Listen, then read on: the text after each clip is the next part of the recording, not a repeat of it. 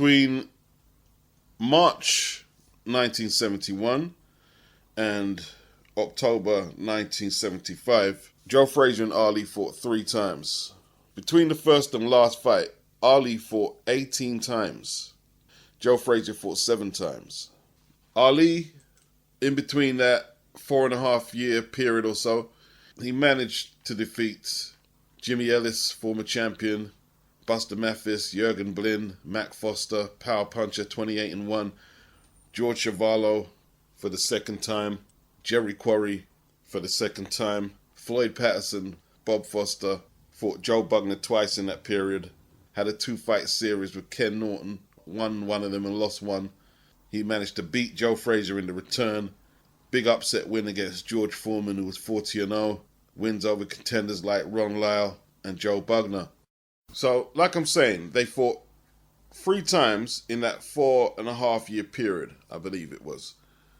If you go to the Ring magazine, 1973, which is in between their 3-fight series, Ali's fought everybody who's ranked, including the champion George Foreman.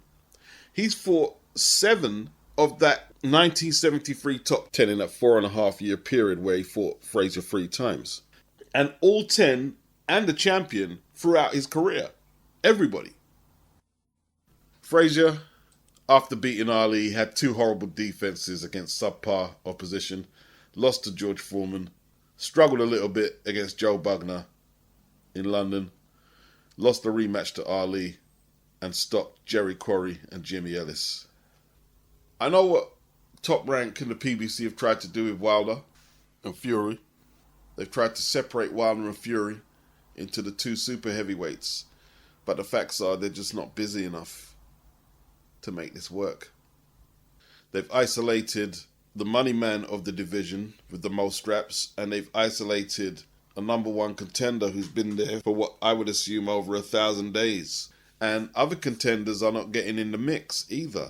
So if you're a fanboy of Wilder and Fury, you talk without the evidence of facts and historical data and reference. All the historically great fighters put a sequence of fights together, and they don't have to all be wins. But you put a sequence of fights against great opposition, the best you can fight. Consistent. The modern day standard would be fighting mandatories, unifying belts. Marvin Hagler remained a middleweight, 12 unified, undisputed, lineal defenses of his belt. Tommy Hearns, he moved up weights, 5 different weight classes from welter to light heavy. We got Luis Ortiz, the most fakest boogeyman in the history of boxing, begging Anthony Joshua for a shot. Don't fight Usyk, he's too small. When he had his shot in 2019 and messed it up, and now he's begging for a shot at Anthony Joshua, trying to get the money. And then to rub it in, he had an opportunity to fight Filip Hrgovic and get a direct shot at AJ in an eliminator, and he turned it down, amongst many. So Hrgovic has become the new boogeyman. And you know who's going to have to clean it up if he's still got the belt? Anthony Joshua. Not Wilder, not Fury, because they're too unreliable.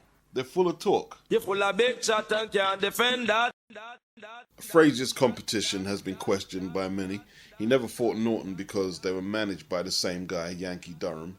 Needs a name like a Ron Lyle in there to beef it up a little. Or a Shavers. And some say his only achievement is beating Ali.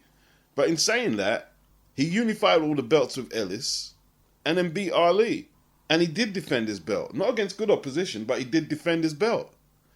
And he lost his belt to a good champion. He didn't hide or vacate the strap and not face Foreman or anything dumb like that. He took his licks. And Fury's yet to defend a belt, and Wilder's yet to unify a belt. Fury was unified champion, but he's never unified belts. He fought and beat a unified champion and never defended. Now, you may want to gloss over that and say it doesn't matter, but it says they're not fighting the top contenders. They've held belts since 2015, and neither of you have fought Joshua or Dillian. You haven't fought the number 1 contender who's been there for years. You haven't fought the unified champion who won his first title belt in 2016. Big red flags. Ali won the title in 1964, beating Sonny Liston. He rematched Liston. They had some rule, the WBA, against return title bouts. The belt ended up in the mob-affiliated Ernie Terrell's hands. Now, I haven't researched it, but I've never seen any evidence that there was a big demand for Ali to fight Terrell, because everybody knew Ali was the undisputed champion, the lineal champion. But the fight did happen. It happened 3 years after Ali won the belt. And Ali won. He cleaned it all up. Wilder's reaction to losing, heavy costume, Glovegate, Poison Water, Mark Breland, Kenny Bayless, Anthony Durrell, the arbitration, the COVID. It's a wonder how Al Heyman and Bob Arum don't have the sense to draw a line under this now and walk away from what has now become an embarrassment to boxing and the heavyweight division. In what started as leverage tactics to try and gain some traction on Joshua's marketability has now become a liability to both parties. No one has a good word to say about either fighter unless you're sycophants. The fight was supposed to happen later this month, and they've rescheduled it for October the 9th. If there's another postponement, you'd have to ask yourself, are Bob Arum and Al Heyman actually trying to destroy boxing over there? What are you doing? And if you look at the track record and the instability of their negotiations, you can't write off another postponement. You can't write that off. Riddick Bowe and Evander Holyfield, they wrapped up their 3-fight series in 3 years. It started in November 1992 and finished in November 1995. Riddick won the first fight by UD. That was for the undisputed heavyweight championship, even though there was a WBO title at the time. You didn't need the WBO to be undisputed back then. That was the consensus standard. Holyfield, he won back his belts -1, the WBC. Riddick threw that in the bin when the negotiations with Lennox Lewis went down the pan. That was a few days under a year from their first fight. Holyfield fought Alex Stewart in between that and won a 12-rounder. Riddick defended against Michael Dokes and Jesse Ferguson. Not very good defenses. The WBA, they sanctioned it. The IBF, they didn't have Jesse Ferguson ranked, so they didn't sanction it. The bout was for the WBA only. Riddick lost a majority decision. Came in 11 pounds heavier than the first fight. He was beginning to lose discipline. The rubber match happened in 1995. Now, Holyfield had lost his belts to Michael Moorer. Riddick went and took the WBO belt of Herbie Hyde, but that wasn't on the line. Holyfield said he's not going to fight for the WBO belt because it might jeopardize his opportunities of fighting for the other sanctioning bodies. That's how lowly regarded the WBO was in America. Holyfield was stopped in the 8th round. Classic fight, non-title fight. They both made $8 million apiece. The 3-fight series, as you can see, they had the first fight in 92. A year after they've had the second fight. A year after that, they had the third fight for no title. It all happened organically, though. There was no agenda or leverage tactics against any fighter or promoters trying to squeeze each other out. Kathy Duva done business with Rock Newman and they promoted the fight with Cedric Kushner and it got done, as a lot of fights happened back then. We talk about the 90s and eras gone past with a lot of fondness, but in all truth, it wasn't as grand as we may make it out to be. When Bowe was defending against Dokes and Jesse Ferguson, that was a low point for the heavyweight division. And when Holyfield opted to fight Foreman rather than Mike Tyson, and Ruddock was getting frozen out by everybody, it was a bit of a low point. Mike Tyson went to jail after the 2 fights with Ruddock, and you'd hear the media say, we can't wait for Mike Tyson to come back. Yeah. Holyfield laboured with Foreman, laboured with Holmes, 2 veterans who were past their prime. Burt Cooper was on substances, a journeyman. He struggled with him. Bowe was defending against low-level opposition. So it wasn't as grand as some old-school boxing heads may make it out to be. Let's keep some perspective there. Floyd Patterson, he had the classic 3-fight series with Ingemar Johansson. The first 2 fights are more popular than the third, in all truth. That ran from June 1959 till March 1961, and they fought them 3 fights consecutively. So about a year and 9 months, 3 fights. So they done that relatively quick. The only problem was, okay, Floyd lost the first fight and won the next 2. But as a champion, challenges like Tommy Jackson were unacceptable. He beat him in an eliminator already for the title, and probably shouldn't have fought him as a first title defense. Peter Radmacher was an Olympic champion, making his debut when he challenged Patterson. He had Patterson down in the second, but lost in the 6th.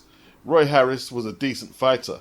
You know, he took Patterson into the 12th round and gave him a challenge. Liston wiped him out in 1 round. The likes of Brian London, R.I.P., he died recently, British challenger. He was okay, but not the best. While Sonny Liston was beating all the guys that Patterson wouldn't fight. He fought Cleveland Williams twice, a murderous puncher. Zora Foley, Eddie Machin. First time Foley had been knocked out. And these were all the opponents Floyd Patterson wasn't fighting. Sonny was ranked in the top 10 from 1958 and didn't get a shot until 1962. He was blackballed by Costi Amato. Finally got his shot in 1962. Wiped out Patterson in 1 round. Rematch in 1963. Same result. Knocked him out in 1 again. But you know, them old school compilation VHS tapes, you'd always get Patterson versus Johansson because it's highlight reel stuff. Mainly the first 2 fights. Knockdowns galore. Hard punches being landed. So that's why their fight series had been immortalized, even though Patterson was avoiding the top contenders. People may critique Floyd Patterson's resume because of the title defenses, but after he lost the belt, he took on stiff opposition. He fought Ali twice, he fought Jerry Quarry a couple of times, Jimmy Ellis, and others. So if he is somebody critiquing Floyd, saying he ducked this guy and that guy, yeah, that is true, but he did go on to take on some good competition, mostly when he was out the clutches of Costi Amato. You know, in all truth, a 3-fight series like Fury and Wilder, after drawing the first and then Fury conclusively winning the second, should result in there not being a 3rd fight, really. At World Championship level, a 3-fight series should only be reserved for rubber matches. You win 1, I win 1, so we go to a tiebreaker. Now, if we're talking about old school boxing, a 3-fight series is nothing, you know, like Sugar Ray Robinson beat Bobo Olsen 3 or 4 times and won every single one of them. He fought Jake LaMotta 6 times and won 5 of them. You know, like the Black Murderers Row fighters, they fought each other repeatedly because they were getting shut out from title shots, so they had to fight each other, the black fighters. Same with the colored heavyweights. But when you're talking about a multi-fight series, one of the first that got immortalized on that kind of level was Tony Zell and Rocky Graciano, hard men. They fought 3 times from 1946 till 1948. Zell won 2-1, and they were brutal fights. All for the middleweight title. And they packed in a lot of fights in between their fight series as well. And they managed to get it all in 2 years plus. Obviously, it's a different era. They don't fight as frequently, and they don't fight as hard. I actually saw Tony Zell and Rocky Graziano on this program in the 70s. I saw it on YouTube. I can't remember what it was called. And they were talking about how soft boxing was in the 70s compared to the 40s. These days, we talk about how soft boxing is now compared to the 70s. It's crazy. Now, there's no one who can convince me that fighting a man who had no belts rather than fight for undisputed in a fight that you yourself said you would get more money for than fighting the guy with no belt is a good decision. No one can tell me that was a good decision. If that's what you call betting on yourself, it failed miserably. It failed miserably. But if you'd pulled it off and knocked Fury out in the second fight, it would be a different story, wouldn't it? I don't think it was the greatest decision I've seen in boxing. In fact, it's one of the worst in hindsight. It's the fact you didn't pull it off. You had advantages in activity. Fury had so long out of the ring, inactive, overweight. And his comeback, his opposition was very average at best European competition. The reason he didn't sign with Eddie Hearn is Eddie said, I can't let him fight that level of opposition. And that's why the deal didn't happen with him and Eddie. He traveled into Wilder's backyard twice, and whether they want to say white supremacy still favored Fury over Wilder over there, what do you want Fury to do? You got to fight somewhere. Wilder's had his opportunities, hasn't he? He's had his opportunities. All this fuss his fan base is making, what's all the fuss about? Fury says he's got COVID. I don't believe him, but maybe he has. You have to give him the benefit of the doubt and see what October the 9th turns up. But all this getting frustrated, you can't control Tyson Fury right now.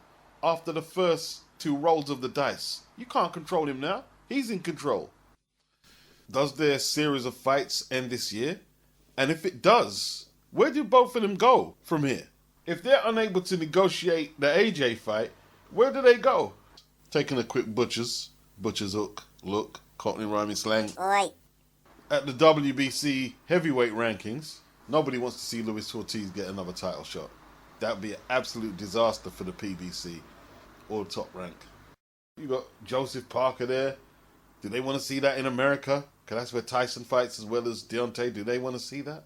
They don't want to see the Ortiz fight again, surely.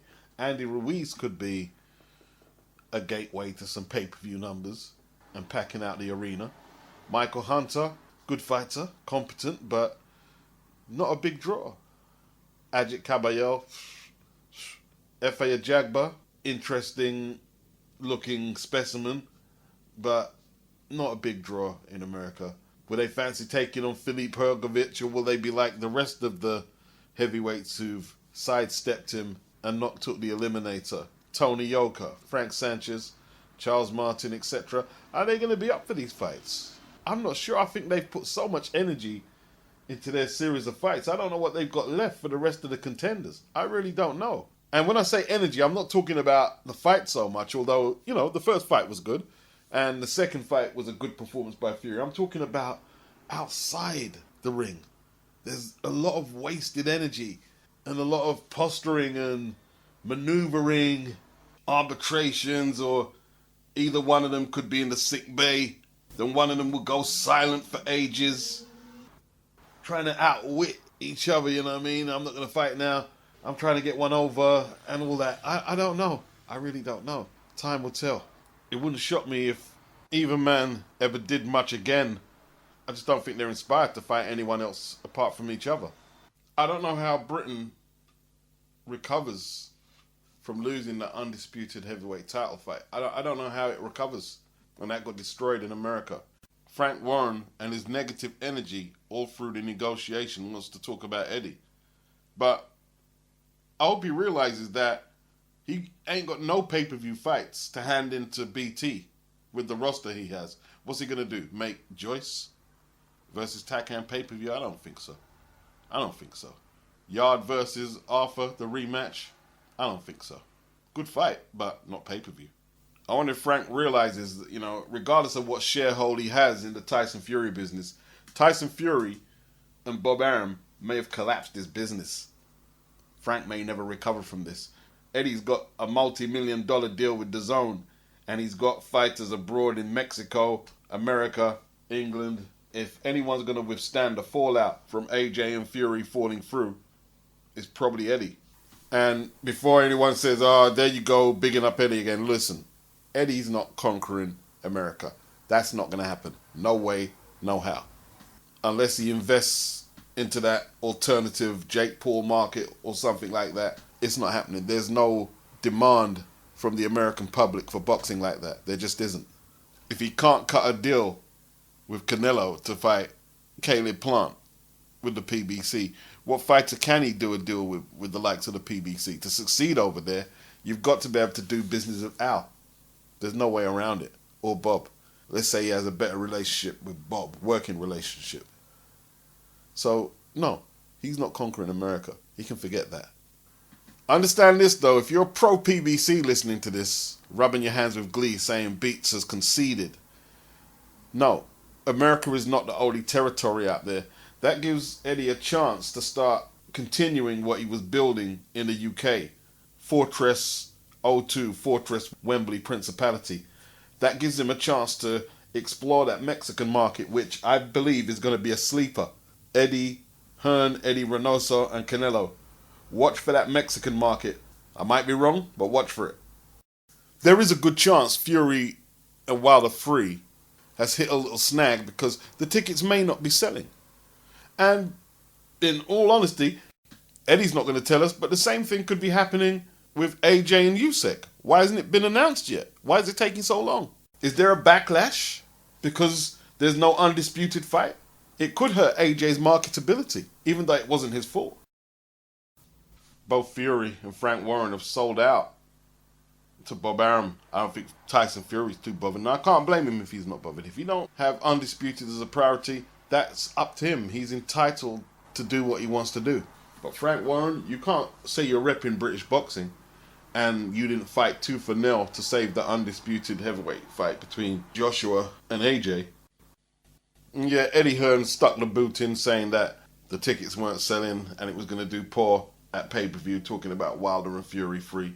He stuck the boot in, but the truth is, what's Frank getting mad about? Frank didn't even have a broadcasting deal for the UK. What's he getting mad about exactly? You've gave Tyson Fury to Top Rank, and you've basically took Tyson Fury away from his fan base in the UK. And maybe Tyson Fury's compliant in that, but who are you mad at really? How have you been in the game since 1980 and didn't have a deal to broadcast the fight in Britain before it got postponed?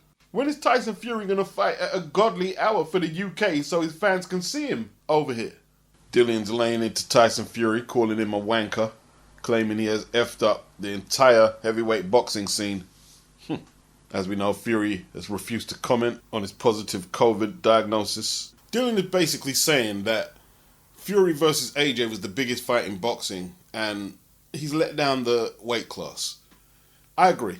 John Fury, he started attacking Tyson's management for messing up the fight, but it's a little conflicting because he had negative energy about the fight. And then when it fell through and Wilder won the arbitration, he switched. And now he seems to be switching on Frank and Bob Arum. Because I think Tyson is he's been the worst managed and looked after heavyweight in boxing history.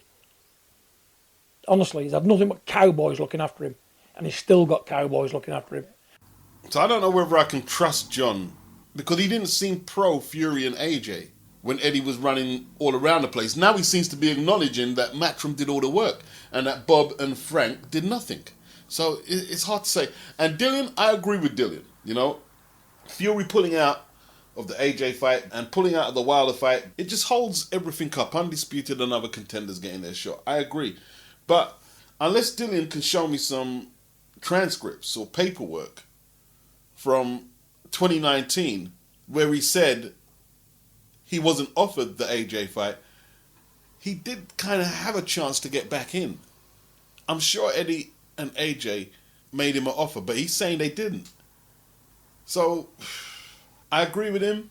Fury's not trustworthy. I agree. Dillion continued about the postponement of Wilder and Fury 3, with no Brits allowed to travel to America for Fury versus Wilder 3, and BT Sport failing to announce the broadcast. Interest has been minimal. Dillion went on to say, Fury knew that this fight was dying on its ass, and he pulled out. They couldn't give a ticket away, as Brits were not travelling, and none of the TV companies were bothered about another 5 a.m. fight against the bloke he's already beaten. Money is everything to Fury. Where is that $7 million he supposedly donated to the homeless charities after the first Wilder fight? Tyson Fury talks a lot of shit, and people, sadly, they lap it all up. Tyson Fury has effed up the entire heavyweight boxing scene all around the world, and the whole sport is struggling because of it. Yes, it is. When the heavyweights are buzzing, the whole sport thrives. And when the heavyweight scene is rubbish, the whole sport suffers. Losing the AJ versus Fury fight has fucked up boxing because the casual fans just see big fights not happening and people at the top lying to them or fighting bums instead. He says Fury is a nasty piece of work and his biggest skill is conning the public because they always end up feeling sorry for him. Boxing is a joke right now. Every other sport is getting attention, and it's because he has fucked up 2 or 3 of the biggest fights around. As we know, Fury has not fought since his 7th round KO of Deontay Wilder last February. And, you know, Dillion has spent more than 1,000 days as a mandatory contender, waiting for a shot at first Wilder's belt and Fury's belt. And the postponement of AJ versus Fury means that the heavyweight division's 21-year wait for his first undisputed champion since Lennox Lewis, another Brit, is on hold. Dillian said if Fury fights in October, then he would have been out of the ring not defending the WBC heavyweight title for 20 months, almost 2 years. That is criminal. He's messed me around when ordered by the WBC to fight Dillian for the diamond belt he asked for. He messed Joshua around on the undisputed fight, and now he has messed Wilder around on their rematch. The WBC is a prestigious belt, and I don't understand how they can tolerate this guy taking the piss with the biggest belt. I don't know if it's the biggest belt, Dylan. That's the only thing I disagree with. It will only have been fought for 5 times in the last 4 years against 3 different opponents. Enough is enough. Fury should be made champion in recess. Elevate me from interim champion to champion, and I will fight Wilder straight away. If and when Fury is ever ready to fight, he can fight the winner, which will be me. And then the winner of that, the rightful WBC champion, can fight AJ for all the belts. In 3 simple fights, you would know the real #1 undisputed heavyweight champion of the world. All this nonsense has to stop. Fury's management team, NTK Global, refused to comment when approached by Sun Sport. Yeah, we know they refused to comment. We know. And the media channels that they've bought and paid for and own, they've refused to headline and cover the COVID situation. We know. We know the damage control being done. Let's look at this all-time top 10 UK pay-per-view list. Let's look at it here. The first 3 fights, all Matchroom promoted affairs. Anthony Joshua versus Ruiz 2, Anthony Joshua versus Vladimir Klitschko, Anthony Joshua versus Joseph Parker. Yeah? In 5th place, you got Anthony Joshua versus Alexander Povetkin. So they have 4 out of the top 6 top UK selling pay-per-views of all time. This is testament to Matchroom and Sky Sports. Let's not forget Sky. Sky and Matchroom, Anthony Joshua and Eddie Hearn reviving British boxing. Now, a lot of people want to say, Beach, you're always singing up Eddie Hearn. I'm not singing up nobody. The stats are printing it out in front of your face. I don't have no problem rehashing and quoting the statistics as they've been presented to me. That's your issue, but that's not me. You got to give credit to the likes of Derek Chisora, Dillian White, Joseph Parker, mixing it up in the O2, Wembley Principality, or wherever necessary. And let's not forget Alexander Povetkin either. Yeah, you played the part as well. All had deals with Eddie Hearn, either long-term or fight-by-fight. Right? When we built up something of a reputation, Matchroom and Sky's resurgence with the heavyweight division and Anthony Joshua is what got Eddie the DAZN deal. Let's make no mistake about that. So I'm going to say we, and all of you who have purchased pay-per-views out here or DAZN subscriptions or whatever, the fans who turn up to the arena, the staff, the boxers, we've built this up, this platform, for Tyson Fury, Bob Arum, and whatever other forces in America to try and rip the rug from under us. We can't allow that to happen. We can't allow that.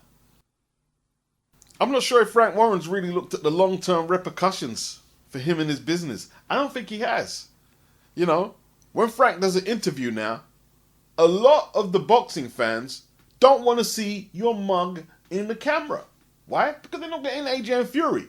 And you didn't even do the smart thing and at least pretend that you was really concerned. Oh, well, Eddie fucked it up, didn't he? Eddie cocked it up. Eddie cocked it up. Following Bob Arum like an idiot and covering for Tyson Fury. I hope covering for Tyson Fury is going to be worth it for Frank Warren long term.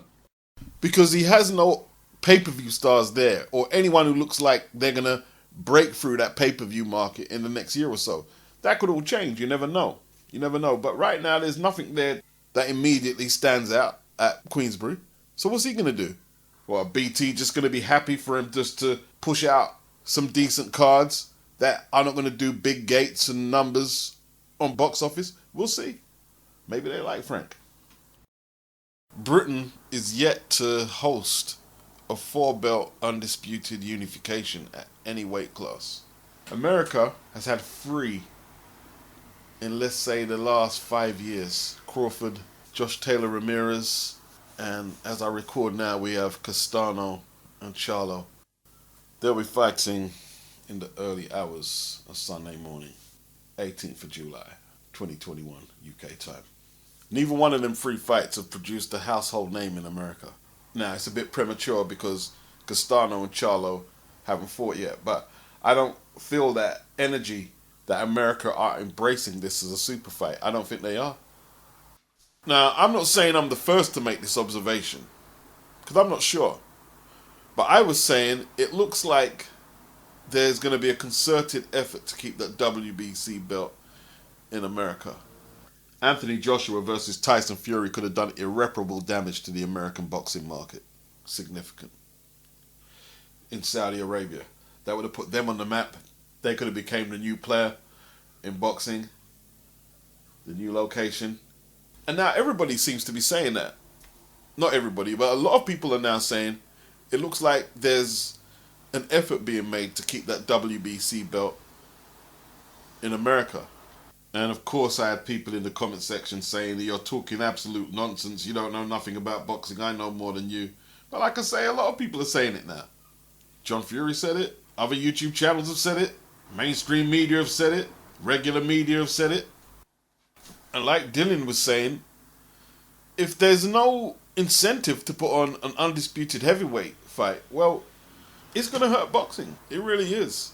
American boxing more than Britain and other territories. Because other territories haven't had the depth of heavyweight champions that America has had. Other territories can do pretty well just doing their domestic fights, having a sanctioning belt fight here and there, and they'll do okay. It's a little different for America though. It's a little different. There's been a few shift patterns, you know. They took the Klitschko's off the network, then Mayweather and Oscar De La Hoya were the fighters doing big pay-per-view numbers, welterweights essentially, and Manny Pacquiao. Took too long to make the Mayweather-Pacquiao fight. And this is another thing that a lot of American, especially African Americans, didn't like. When I used to bring up, what are you going to do when Floyd Mayweather retires? Who are you going to replace Mayweather with? And they seem to think, this is irrelevant. It won't be no big deal. But trust me, it's a big deal. It's a big, big deal. So just like Josh Taylor versus Ramirez, undisputed at 140, didn't have no UK broadcaster.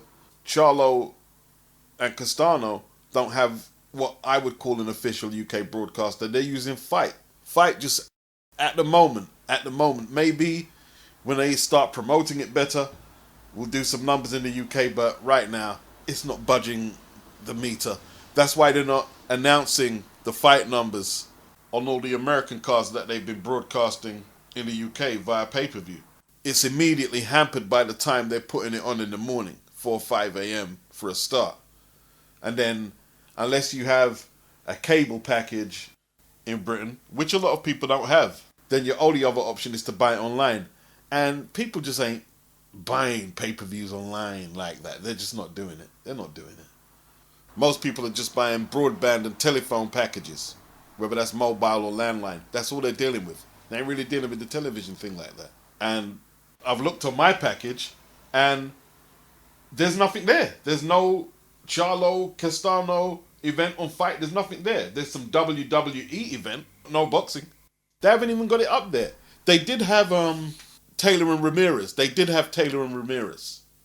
But it was poorly advertised, just like they're doing with Castano and Charlo.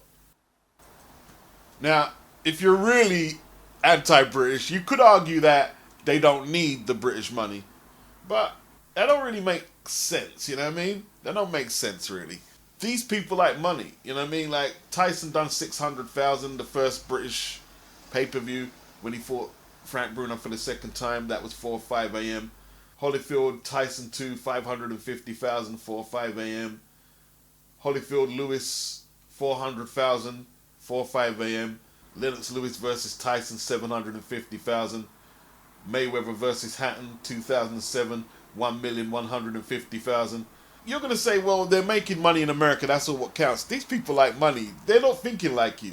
You're making immature debating points when you say that. They're not thinking like you. That 600,000 UK pay-per-views, that 1,150,000 UK pay-per-views is success. And that's money in people's pocket. People want to get paid. And that extra revenue now is not there for a lot of American fighters. Sky, BT, they're not picking these fights up. The terrestrial channels forget about it, or the Freeview channels forget about it.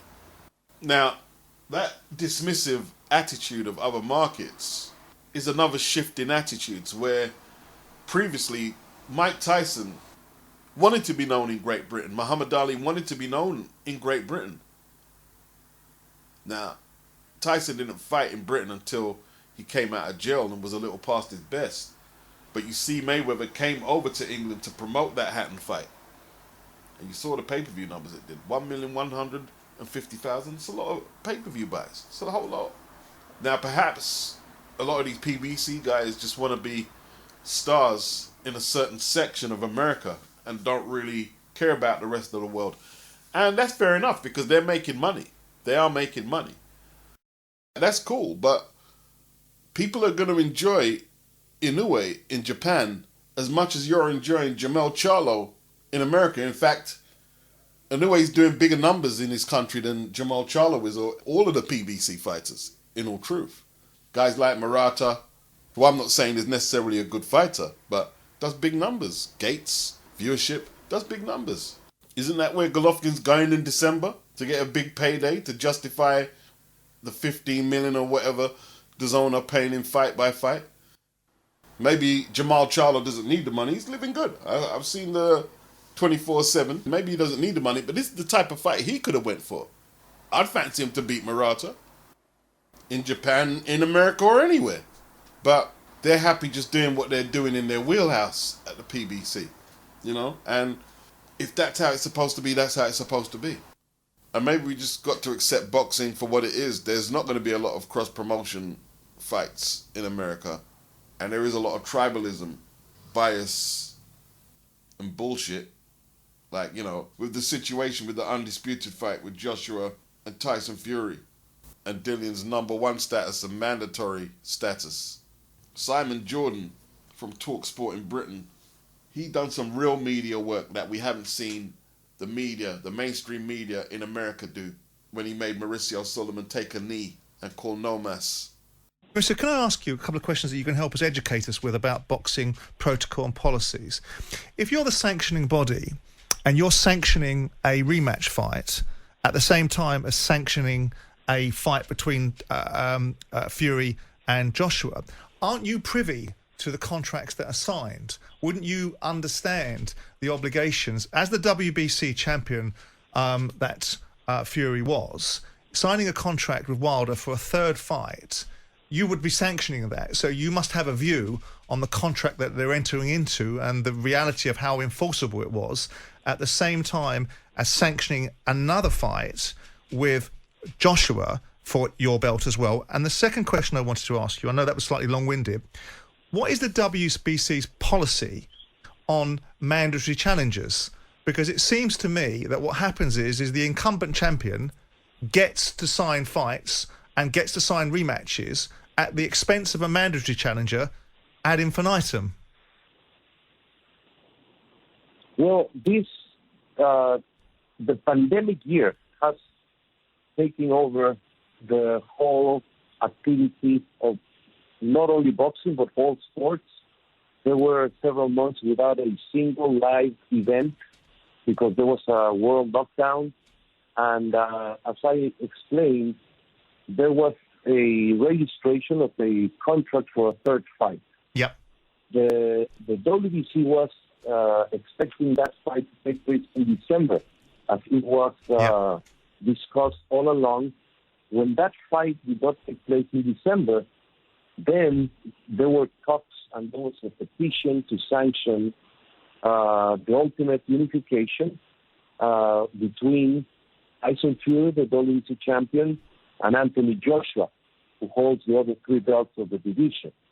And that was for several months, there was expectation just to get the date and the place where that fight was taking place. And eventually came the court ruled for the third fight of Fury against Wilder. So that is exactly the scenario. So what is the point of being a mandatory? Mauricio, what's the point of being a mandatory challenger if the incumbent champion can sign fight deals that range for 3 fights that are sanctioned by the body, which just makes the mandatory challenger just sit there like a cab waiting to be summoned because he can't be, because you've got fighters that are signing 2 or 3 fight deals sanctioned by the boxing organisations that make a mandatory challenger almost redundant? I don't see it that way. Unfortunately, there are many uncertainties at this moment which limit what I can comment and what I cannot comment. So the scenario is, as I have just explained, there is a contract for a fight. There is a pandemic that has limited with travel restrictions and with many other different situations. And the WBC is taking this moment. We're waiting to see all the variables to understand exactly where the heavyweight division is. Mr. Suleiman, I can tell you, Spencer, Simon, he's been called away. Certainly, Simon, as only you can do. You are asking some very probing questions, and I wonder if Mr. Suleiman has decided, right, enough of that, because he's getting me somewhat of a corner here. Listen, I just want to establish the protocol within boxing so we can learn an education, because my question that was going to follow up was, if the event of the fight between Fury and Wilder resulted in Wilder winning that fight, was he going to sanction automatically the mandatory to fight Wilder, or was he going to allow and sanction yet another rematch between Wilder and Fury? And I think that's an interesting question that people might have liked to have heard the answer to. Simon, that was a great question. I think that's the question that everybody wants to know. You know, this fight, has been put ahead, this Wilder Fury fight, the third fight that people really didn't want to see, but, the arbitration kicked in, and so it's got to happen. But it was a great point, was what if Wilder won the fight? Where does that leave us now? Well, does Fury get shot, or does Dillian White... Dillian White, who's the mandatory? What's the point of having a mandatory if you don't allow them to fight? Listen, what's your take on it, Spencer? That situation just the fact then. that Suleiman has decided to leave it at that. Well, it's a difficult one, really. If I'm honest, he was maybe being put into a corner that he didn't want to answer those questions, or maybe he didn't have the answers for those questions. That's all I can say, really, because they're quite straightforward questions, and shame we never got the answers.